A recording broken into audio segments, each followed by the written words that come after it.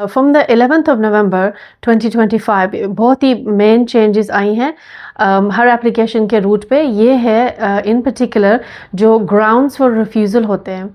जैसे for example कोई भी एप्लीकेशन डालता है और होम ऑफिस उसको कंसीडर जब कर रहा होता है, अगर कोई भी सर्टेन रीज़न से वो रिफ्यूज़ करें तो ये रिफ्यूज़ल ग्राउंड्स में चेंजेस आई हैं और इन पर्टिकुलर ये काफ़ी लोगों को अफेक्ट कर सकती हैं। अगर आपने कोई क्रिमिनल ऑफेंस किया हो, अगर कोई सेंटेंस आपको मिला हो मोर देन 12 मंथ्स एंड आपने इमिग्रेशन रूल्स ब्रेक किए हो किसी भी टाइम जब से आप यूके में हैं, तो इन ग्राउंड्स के ऊपर वो रिफ्यूज़ कर सकते हैं आपकी एप्लीकेशन और ये मैंडेटरी रिक्वायरमेंट्स होगी।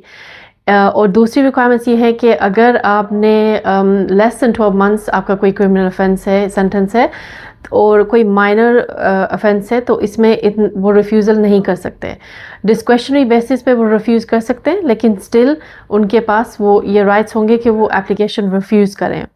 अब काफ़ी लोग इससे अफेक्ट इसलिए होंगे कि समटाइम्स मोस्टली जो हैं लोग, अगर उनको ह्यूमन राइट्स मिल चुका है, परहैप्स इन द पास्ट वो किसी ना किसी टाइम पे वो ओवरस्टेयर हुए होंगे या इलीगल वो रह रहे होंगे यूके में, उनको ह्यूमन राइट्स की फॉर एग्जांपल एप्लीकेशन मिलने से पहले।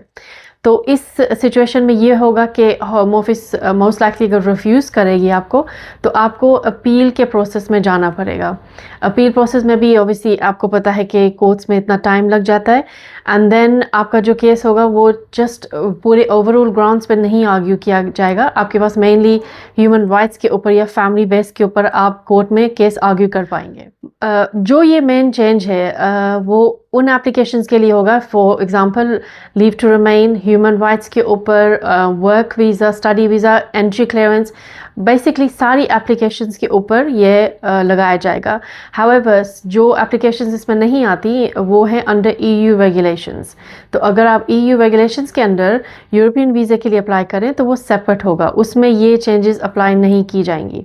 अब काफ़ी लोग ये पूछ रहे हैं कि अगर ये रूल्स हमें अफेक्ट करेंगे तो हमारे पास ऑप्शंस क्या बचते हैं। अगर हमें पता है कि पहले से ही कि आपकी एप्लीकेशन रिफ्यूज़ हो सकती है, तो इनके पास ऑप्शंस क्या हैं।